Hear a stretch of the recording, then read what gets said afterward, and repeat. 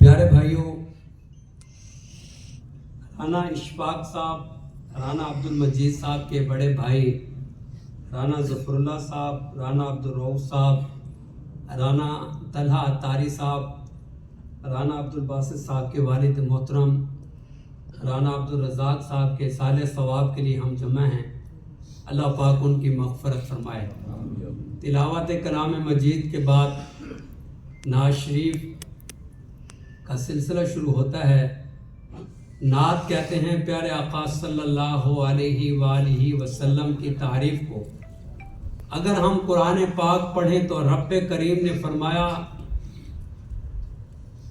والضحیٰ، مفسرین نے ایک معنی لکھا اے محبوب تمہارے چہرے کی قسم، واللیل اذا سجا، مفسرین نے ایک معنی لکھا اے محبوب تمہاری زلفوں کی قسم۔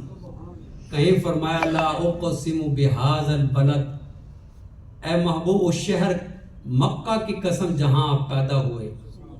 کہیں اللہ نے فرمایا فلا وربک، اے محبوب تمہارے رب کی قسم۔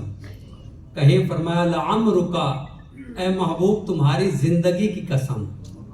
قرآن پاک میں اللہ پاک نے اپنے محبوب صلی اللہ علیہ وسلم کی شانیں بیان کی، اور مسلمانوں کا ایمان اور عقیدہ ہے اللہ پاک کے آخری نبی محمد مصطفیٰ صلی اللہ علیہ وآلہ وسلم اللہ پاک کے آخری نبی ہیں۔ اللہ نے فرمایا ما کان محمد ابا